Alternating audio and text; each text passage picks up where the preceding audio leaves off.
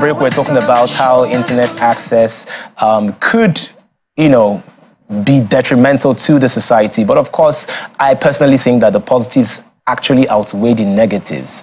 And now we've gotten to the segment I'm very, very excited about. Let's talk some Nollywood. Now, Nollywood is perhaps one of the biggest in film industries in the entire world. The last time I checked, they said it's the third largest. So after Hollywood, Bollywood, then you have Nollywood.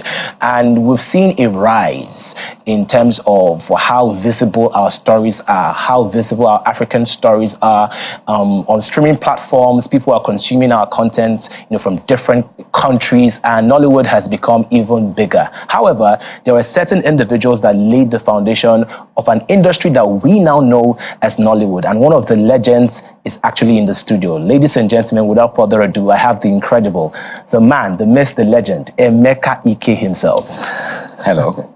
How you doing? I'm fine, and you? I'm good. When you walked into the studio, you said something that you're now a zaddy. I look like a zaddy, Actually, they want to make a new role, a new movie of me looking like a zaddy, so that's why I'm keeping this, Oh, okay. So we're going to see the transition of the typical Emeka, the lover boy, because all the movies, you formed my entire childhood, from Deadly Affairs, just to mention a few. And that's right. You formed the foundation of what is now known as the lover boy, the bad boy, in movies. And you were sort of the template for a lot of young actors. Thank you for the encomium.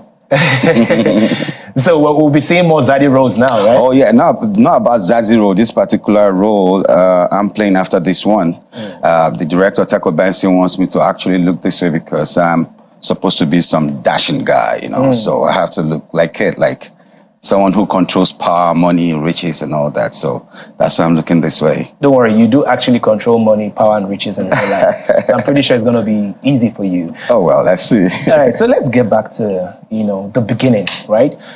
You've been off the scene for a while, or people think that you've been off the scene for a while. Where has Emeka Ike been? Emeka Ike has been where all the other artists that were in my genre are. There was a point in time when we were all pushed out of the system without the people knowing what happened. The government came in, the policy is everything. Just one policy could change everything for the whole industry. And there were days of, what do you call it? Where you go to rent films. Yeah. What do you call rent? Houses. Where you rent those shops, you rent those booms that year, okay? All that just died for no reason. And we're all now using video clubs, right? All died for no reason, and now we only get used to using the decoders. So the transition from using jackets, buying movie in jackets, to decoder, that was where you lost us. Were not included.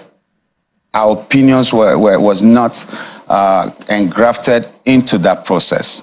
So the people that made the policies out there just yanked us off, and we couldn't do what we needed to, or what we loved doing anymore.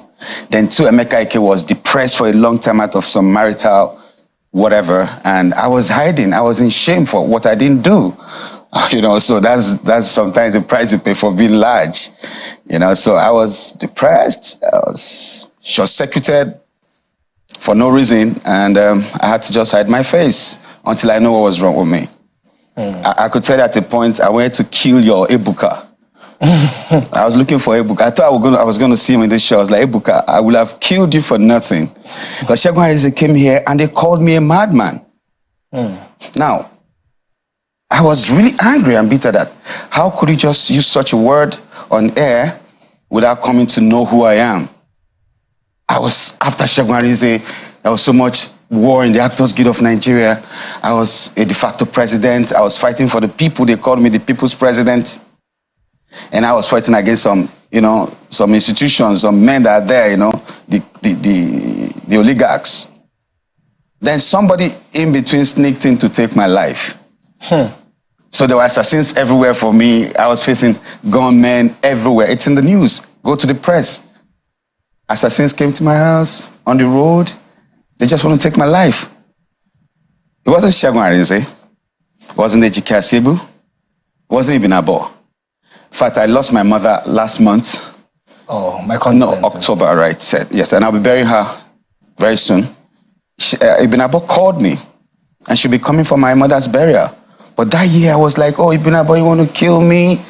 You know, stuff. But the woman that was behind was somewhere quiet, and So we celebrities are exposed to so much dangers than we know. And Burna Boy said it. Say, last, everybody will chop breakfast. So all of us, they chop the breakfast. Wow. Honestly, I genuinely feel your pain. I'm sure it's nothing compared to what you really went through, but in just few minutes, you've told me that you went through depression, went through marital issues, had issues with your colleagues in the industry, and also you felt that the transition to the coders and streaming platforms sort of affected the demand for your business as well. Yeah. I mean, with everything that's happened, how did you make this incredible comeback? Because I know you just featured in Malaika. Yeah. Toyin Abraham's movie that So at what point did you say, you know what, I'm going to take my life back, I'm going to take myself back, and I'm going to be the man that I've always been? So what was the change? What happened? At what point? What changed?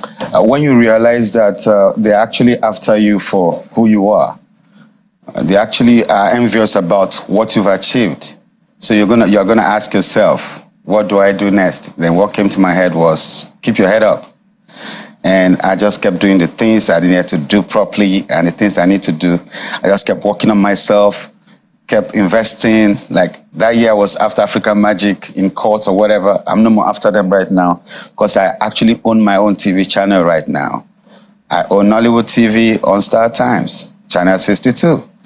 So it's all about reinventing yourself, making sure you make the best of the negatives and the stones thrown at you to build the pillars that will fortify your next rise.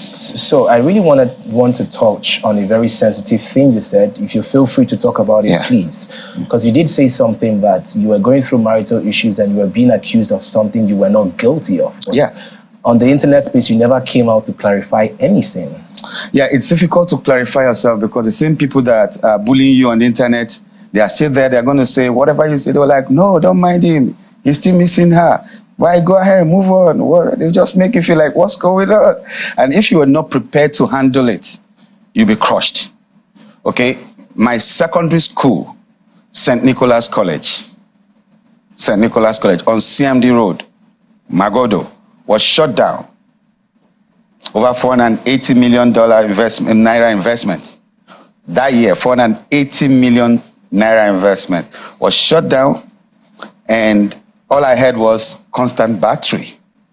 And I was always saying, look, I don't beat this lady. What's going on? I went on air. I was like, come on, I never did. Babe, what's going on? They say I beat you. Do I? No, but you're a star, you know. They can always manipulate things and all that. So I was gullible until I discovered that she was actually the one behind this whole thing.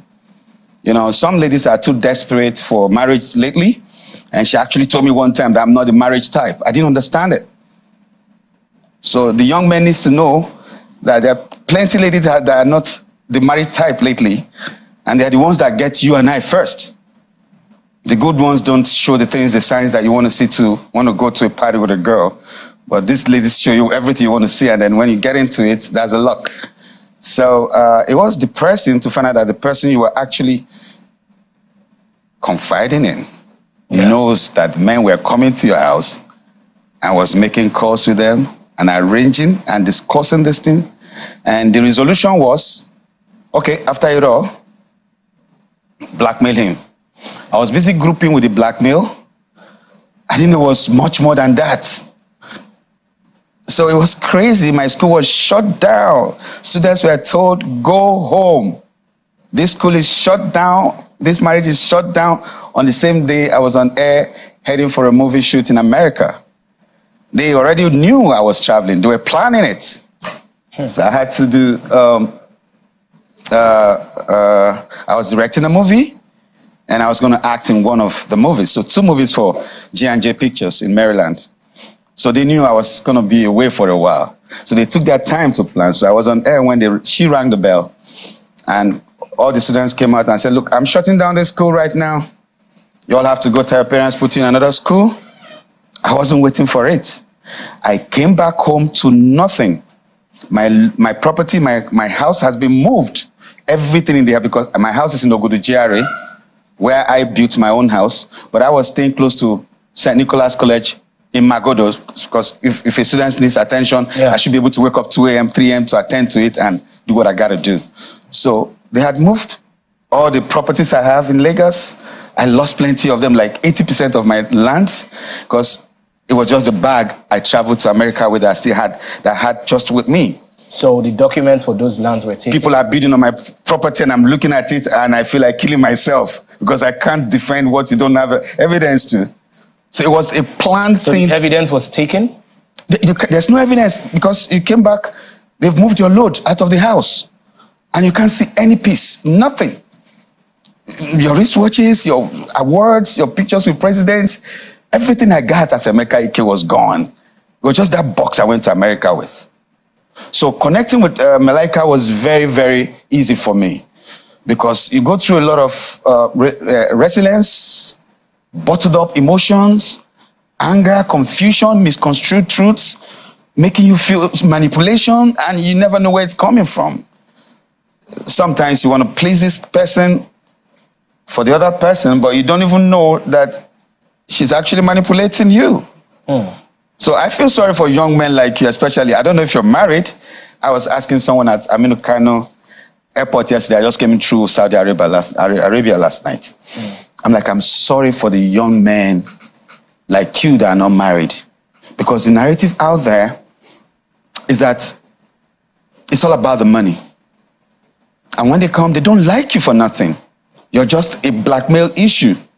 And you must be popular, you must be rich, you must be a very strong banker, a successful man, to be a woman beater. No carpenter is a woman beater on the social space. No bricklayer is a woman beater on the social space. You have to be successful. And there are people like Iyabo Ojo that are there to back them up and say, hey, yes, yes, yes, Kilode, Kilode. Now, your experience as Iyabo Ojo might not be the same thing with that lady, because that could be a criminal. Anybody who interacts with assassins, gunmen, is a criminal, male or female. So we need to understand that the social space is polluted in Nigeria. I'm a resident in Germany. My family also lives in Nuremberg. You don't put everything out there. You just don't go on air and post anything. So when I hear people say, it's my right, your right to abuse me, to give me a wrong image, and sorry is all I get for it, somebody needs to regulate our social space. So you said sorry is all I get for it. Has she apologized? If it was deliberate, there's no apology coming because there's a lot to cover for. Man, I was hunted like a rabbit. Gunmen were coming to my house, marksmen. Go to Magodo police post. You see my statements. Marksmen were in my house this afternoon. Oh, 6 men came to my house the other night. Oh, some men came with gun. Not jokes. Then I was after Segun Arinze because then as a human rights activist, I felt, well, they're coming for me because I'm fighting against them. It was a whole lot of manipulation. Have you gotten your school back? How can you get a school back? What's his name? The Minister of Aviation now. What's his name? That lawyer. Festus Keyamo? Festus Keyamo was to be my lawyer then. He was my lawyer before I became a government man.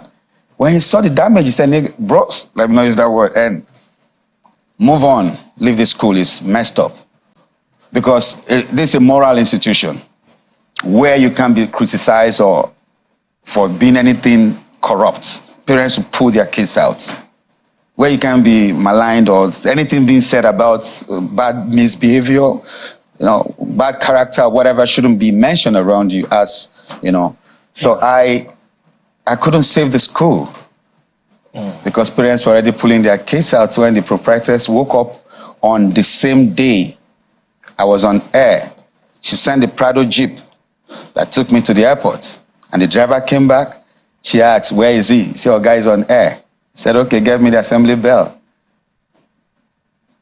And the students gathered and said, I'm shutting down. Get your parents to put you in another school. And it was like a burial scene. Teachers were crying because they don't know where to get the next job. Students were crying because they're going to miss their friends. They didn't plan for it. They weren't expecting it. So it was so much of confusion. Then all I got was constant battery. Constant battery. I'm like, what? Kids, do I beat your mother? No, daddy. I built for you in Lagos. It wasn't nothing. Alawade, I built for her mother. In Isoko, 3-bedroom, I built. I trained you in school. I was in Yaba Tech. My friends, some of them are deans of faculty in Yaba, in Unilag and so many universities. I just took her there, give her admission. And I changed her life. Made her a teacher. Put her into school part-time. They say, this one is pregnant too. You don't feel like jam. I said, okay, that's why we're here. Drive any car you want. The Prado, the Touareg, any of the Infinity, any car you want, just have fun. You're a big man's wife.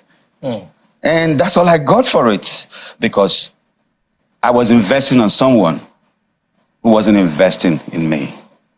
So you just keep loving, but you don't know if you're really loved in return. So that's the mistake we make as young people. We have found, I'm a material babe, sweet babe, man.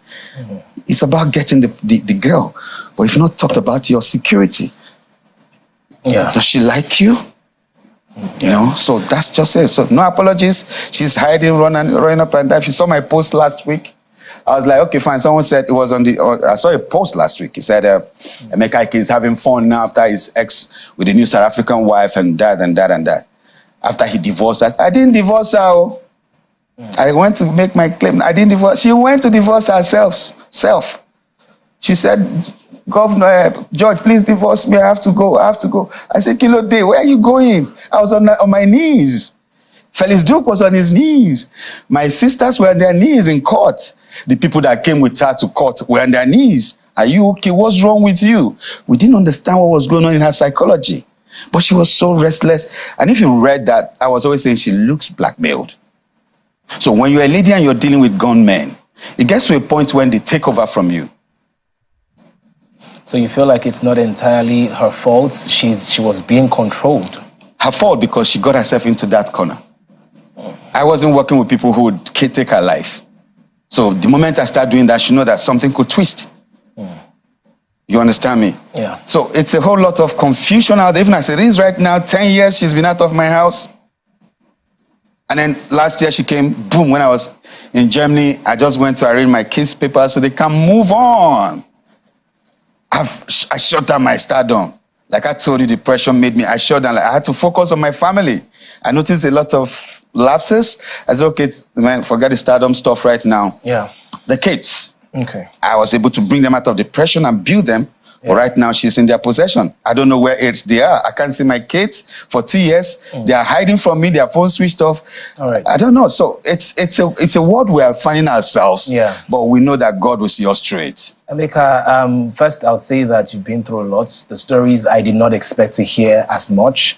And, you know, I can tell that you're in a better place right now. Oh, yeah. And, you know, I just really hope that eventually, you know, we can all find closure because we all need closure to a certain extent. Thank you. So this movie, Malaika, you did mention that you really felt a personal connection to it. Can you tell me more about the movie? I had a wife who she was more prone to anger than peacemaking or being reasonable. She just want to be controlling, you must respect me kind of woman. And I have a daughter that loves me so much. And her mother is late. So there is the conflict. So there is that, you need to balance your love for her, your love for her. When she's angry, she wants you to play her game. And your daughter is there crying, Daddy, help me. I'm being swallowed in this anger. So you see, there's a lot of family tussle that you need to be a man to realize that, okay, fine, I won't be moved by emotion. You need to really get to the root of what's going on in your family. There's so much manipulation. Maybe the one manipulating you might not even know that the extent she's going. You need to find out. You don't just walk across everything. So you are the blackmailed person.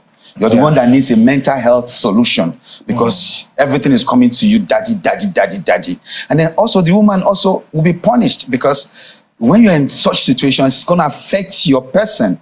You can't progress when you're not receptive to progress. You're not positive. Progression becomes a bit of retarded because you're not working in the positivity. Okay. So she had her issues. And the girl, oh God, I feel sorry for my daughter. I feel sorry for my daughter. Before we reveal the entire plot, I believe it's premiering today. It's not, no, it's the premiere is today. Yeah, today and 22nd. From today, we're on air. So. Okay, then 22nd is out in the cinemas. That's right. Emeka Ike, thank you so much for really being vulnerable with me. I do not take it for granted.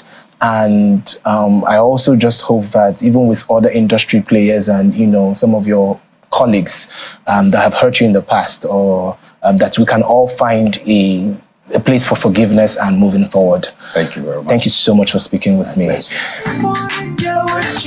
Don't just stand there teasing me. Now it's time to show and prove. It's an exclusive. Susan Emma, the wife of famous actor Emeka Ike, is speaking to the press for the first time. Whatever you think of this story, it is going to shock you. It is going to shock you deeply. Thank you so much for joining me. Thank you very much. Yeah, these are not the best of times to be meeting, it seems. So I want to go straight into it, because the internet has been on fire over the past 1 week because of allegations, heavy allegations that your ex-husband made. Before I talk about the issues, where were you when you heard these things? It was early in the morning. I just woken up and I saw a message from my sister, and it was like, just be calm, he's at it again, And then going into the message and seeing the same thing that has been going on for the past 10 years. And I just this is it, I've had enough. I need to put an end to this, because I feel like I kind of ran out of an abusive relationship, but I'm still under abuse for the past 10 years. Because I've tried to move on with my life, I've tried to build my life from scratch, but this person just keeps going to the media space to bash, defame me and cook up lies and just say things that never existed or, something that he has built up on, so I just decided it's time to speak up. This is the first time that you're ever speaking up on this issue in the media, isn't it? Yes, it is. Yes.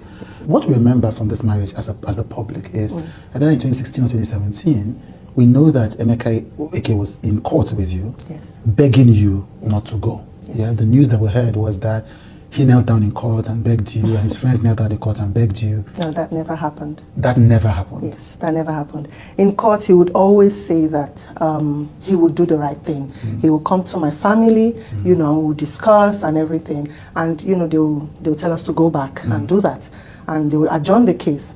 The next adjourned date, we come back, they ask me, did he come to you? I would say no, because that never happened. Right. You understand? In fact, if I may say, in court, he had actually told me and said, who wants you back?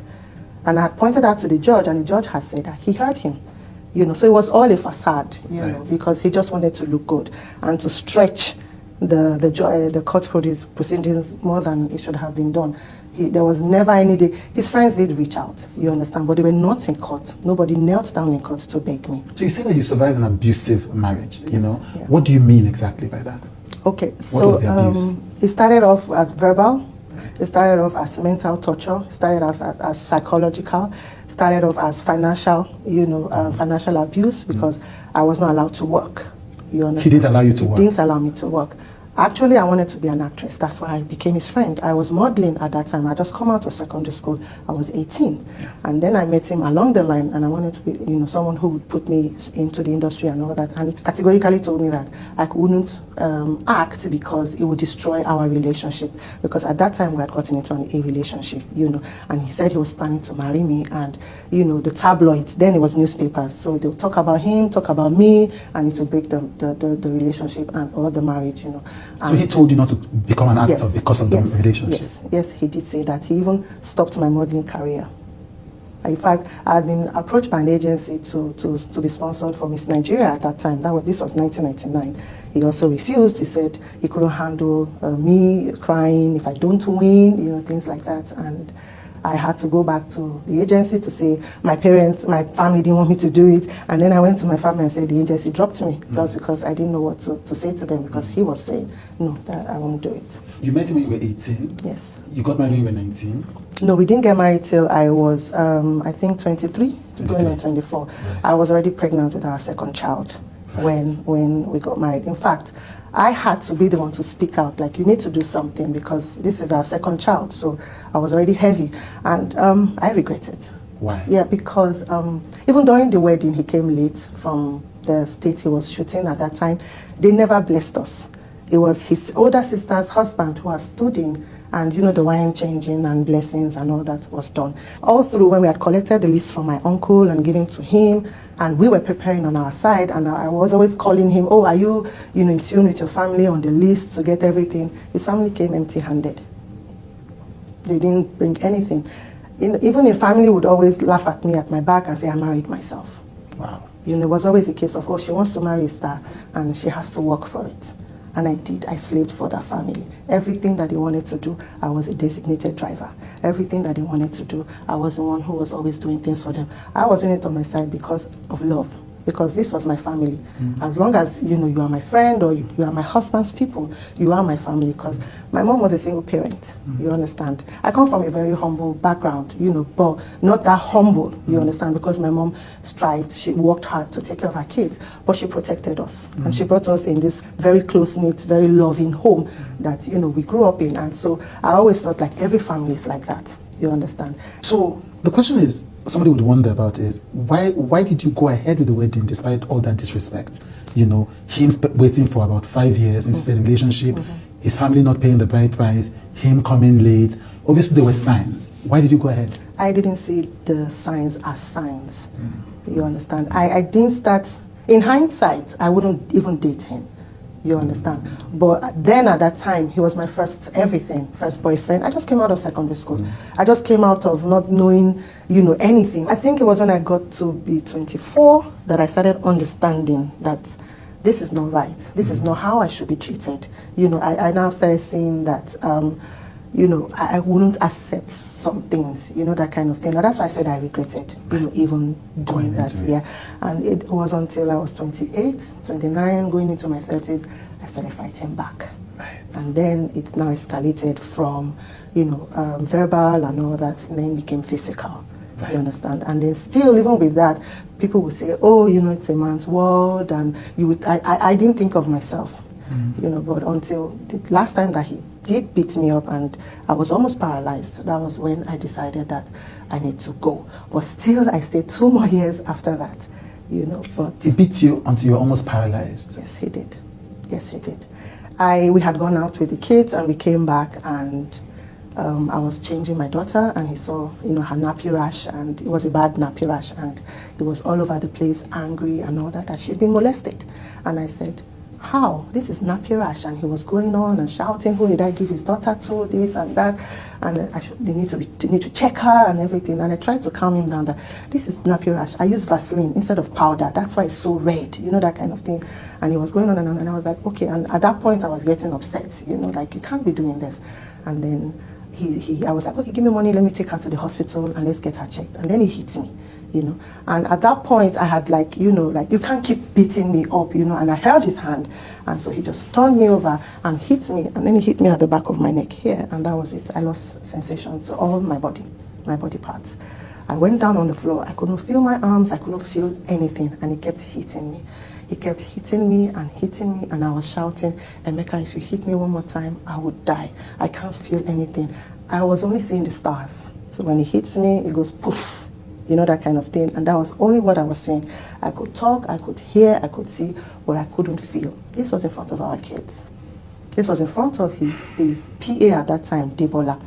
And I was, you know, trying to move my body. My body wasn't moving, you know. So when he realized himself, he got up, he walked out of the house. And I was there for like 10, 15, 20 minutes, I don't know. I was still trying to move my body. And then I felt this sensation all over, like a million pins, you know, poking me, pricking me and everything. And I think the nails were beginning to connect or something, you know. And then I got up. And that was when I saw the boy, Debola, peeping from the door. I guess I told the boy to come and check if I died. You know, that kind of thing. And then I spoke the boy's name. I said, Debola. And the boy ran out. I think he didn't want to come close so that they don't say he's the one that killed me or something. And then I heard his car drive off. And I picked my children and I ran to a friend's house. He's denying it, but there are people that I run to their houses every time he beats me up. People that I run to their houses in the middle of the night. People that I run to their houses and I collapse. All this happened and they are living witnesses. I have pictures. I presented those pictures during the divorce. I still have those pictures, but I will only give my evidences in court. Right. So he, wow. For the kids' well-being, you have him have custody of the children, yes, and the court determined that and said you could have access. Yes. And my lawyers had advised that it is a high court, because this was customary court, because we were only married traditionally. It was only that traditional marriage that we had. We never did the formal one of going to the registry, because he always has one woman out there who wants to give him American papers or who wants to give him this paper and that paper. But I never consented to it, because I would always say, you go there and you marry these women for papers in front of God and the minister. You're not saying this is fake, this is for paper. So he keeps the children away from you as some kind of punishment after the divorce, yes, and then tells them that you have abandoned them. Yes, yes. When I reconciled with them, I didn't want to come out and say, oh, I'm here to get you, you know, I'm your mom and this and that. I have custody of you, because I was awarded sole custody of the children. Well, I had to build my relationship back with them and let them, know me again. My daughter didn't recognize me. She thought the other lady was her mom, because she was 2 when she was taken away from me. When I had left with my 2 younger kids, because I felt they still needed me. You said this marriage was abusive, almost on the get-go. So you mentioned it was financial abuse, there was verbal abuse, there was emotional abuse. Yes. What do you mean by verbal and emotional abuse? Insults, putting you down every time. So you had a terrible temper? Yes. When I got out and I was in a friend's car, I didn't know I used to sit like this. And that was because of the lashing. I jumped out of a moving vehicle before. I've attempted suicide 3 times. Because of your husband? Yes. He's not saying all these things. The church will send pastors to our house. And he's out there, I'm in the bathroom, I want to slit my wrist, I've bought pack of blade, and him and the pastors are out there banging down my door, banging down the bathroom door, you understand? Because it was, somehow I preferred physical. I preferred him to beat me than to say things to me. So the words he was saying to you were so horrible that you wanted to take your own life? Yes. He would describe you like you're an imbecile. He would describe you like you are not worth anything. And when did the physical violence start? That started, like I said, when I started fighting back. Because, and I think he did feel that I was going wings and I needed to be, clamped down. So that was when it started. There was a time we went to the hospital, my child was sick, and we didn't have money. And I was trying to negotiate with the hospital if they could treat the child and we'll pay later. And it was taking a little bit of time, and he just came in and was yelling at me, you're a fool, you don't know how to do things. What? All these people, you can't even talk to them. Who are they? They are beneath you, and you're allowing them to do this and do that. And I got upset and I was like, why are you being a jerk? And excuse my language. And I went off into the car to sit down, and immediately he was coming into the car. His punch was the first thing that I was seeing on my jaw. Right in front of people in the car park, so things like that. You dare not speak back. You dare not look him in the eye and talk when he's at it. It was always, you have to do this, you have to do that. I made you. You made me. I was 18. I was pregnant with 2 of your kids when I got into the university. Yeah, I'm grateful for that. You understand? But that didn't mean that I have to be under you. I needed to be somebody of my own. I needed to have my own path in life. But he wouldn't accept anything. He wouldn't accept anything. The house, he said, he's claiming that he built for my mom. He didn't build her any house. My mom's house was built in the 70s. How old was he in the 70s? She was renovating and she was doing the back, you know. And as a son-in-law, yes, he did give her a gift, you understand, which we're grateful for. You understand? But he never built a house for her. He keeps blowing things out of proportion. You understand? And then the school he's claiming about, I mean, we didn't spend that much money. So you spent 450 million naira went down the drain. That's the new amount now. It used to be 100 million. Now it's 480 million. The school didn't cost us that much. We were still owing the owner of the house. We had leased the building for 10 years because it wasn't really completed, and we're going to complete it and, you know, do other things and then make it suitable for a school and all that. But we didn't even complete the building. You understand? So, you know, we wouldn't have spent about 30 million, 20 million, you know, but for publicity's sake, you know, at first he was claiming it was 100 million, and now I don't know where 480 million is coming from. Is it perhaps that it was paid in dollars and so he's in the exchange rate? Yeah. Okay. So the school thing, so he says that you took his school. Let's take the allegations one after the other. Okay. He says you took the school from him. Is that true? I left in the middle of the term. Right. I left in October.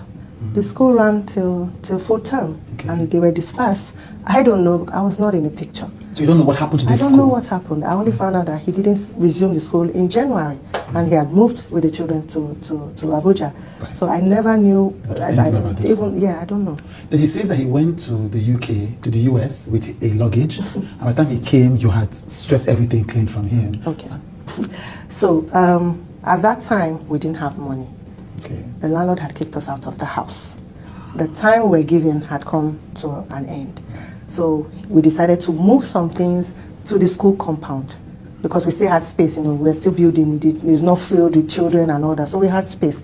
So I moved some things into the school compound, and I was living with his mom. I was sleeping on the floor with my kids in his mom's small apartment. You understand? So I'll come from Isolo to Magodo every day to run the school. So that's where the move is coming from. You understand? But at that time, I had planned to leave. Okay. So he traveled. Well, he was within Nigeria, he traveled to. Okay. So when I was moving, I selected my things and kept them aside with my 2 younger children. Right. You understand? Yeah. So when he landed and he called me to tell me he had landed, and I said, I've moved out. And he said, is that what you want? I said, yes. He said, let's keep it quiet. I don't want anything in the media. I don't want to, anything. And I said, okay, no problem. And I've been keeping quiet for 10 years. He has been the one doing all the talking right now, He says that you assaulted his mother. Yes. Is that true? No. What happened? That's quite the opposite. Okay. So I just gave birth to our last child, and his mom, was coming to help out. And his mom will come Monday to Friday. She leaves on Friday that she must go to church. She must attend her church. So my mom comes Friday to Monday. My mom will leave in the morning on Monday morning. There was this one day his mom accosted my mom as my, we're all out there talking and laughing and all that. My mom then picked her bag and said she was leaving.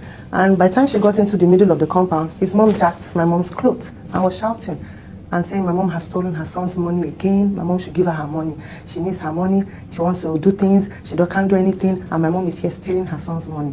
And she tore my mom's clothes, and my mom was naked. And my mom was like, can you find your son's money on me?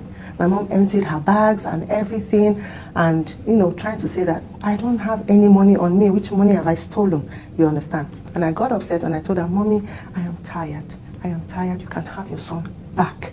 And I picked my kids and I left. The next day, he called the pastor, he called me, we came back, and his sister was there, and, ranting. She would have beat up my mom if my mom was still around, that my mom beat up her mother. And I was like, I don't understand. And she said, yes, that's what they're saying. And I was like, no, that never happened, And his mom, after everything, had told me that Emeka was the one propelling the beating part, that she never told anybody ever beat her. So Emeka's mother said she never told anybody. She said she never said anybody beat her, that he, my husband, was the one that was propelling it, that she was beaten up. What you're describing is a deeply toxic yes. situation. This is what I lived. This is what I lived 14 years of my life. Now there's also the other allegation of his properties that you essentially have taken away. When I left, I only took my clothes, my international passport, my certificates, my 2 children and their clothes. That was the only thing I took. I'm not in possession of his properties, where I did know their locations and all that. But how would you sell somebody's property if you don't have the papers or documents? So you don't have any land documents? I don't have anything. He's the one who, I have heard, has been selling off his properties. You know, we couldn't even finish our buildings and all that because of his drug use. We couldn't make things out of life. We couldn't do anything with, you know, we couldn't plan. We couldn't go ahead with our plans because of his drug use. So he had a drug problem? Yes. When you say drug, what do you mean by drug? Well, I didn't know he was taking drugs. It was when my kids came back, they told me their dad takes drugs. What kinds of drugs? Meds, whatever. They said they found his paraphernalia, you know. And that made me realize why. Why money would finish. Why we'll plan and say, okay, this money is coming in. We need to do this. We're going to do this. And all of a sudden, money is gone. You just described him as a drug addict, essentially. Yes. Do you think the drugs that you've alleged contributed to this entire lack of peace? Yeah, he might have. I'm not a medical person, but I think he might have. Even when I found out that he used to smoke marijuana, I kicked against it. Well, he said it's what makes him sane. He said it's what calms him down. You know, and he tried to make me understand that it's medicinal, it's, you know, it's okay, and, you know, he needs it. You know, but I don't know. What made you keep coming back? This is a man who, you've described that he beats you in front of your children. He beats you in the car park in front of the hospital people. He called you stupid and dumb. You know, his sister and his brother had attacked you. What made you keep coming back to that marriage? I don't know. I don't know. Because, how do I put it? In hindsight, I think it's grooming. It's grooming. And he was threatening to kill me. This man almost poured hot cooking oil on me at the time. He will carry knife and he will be walking up and down the house. I'll just kill you and nobody will know. Nobody will find out. I'll just finish you off. And the day he carried the hot oil, if I did not howl, I had to howl and clap my hands. And then he dropped the hot oil and he walked out and he was still even bragging and everything. And I was on the phone with my sister crying and, you know, he just poured hot oil on me. And myself was like, no, he's only bragging. He's only trying to, he won't do it. That was all I kept hearing. Talking about friends, he said that some people were blackmailing you. That's why you broke up with him, or that's why you had the divorce. I don't know. I don't know anybody. I don't know any such. If he claims I took his properties, go to court.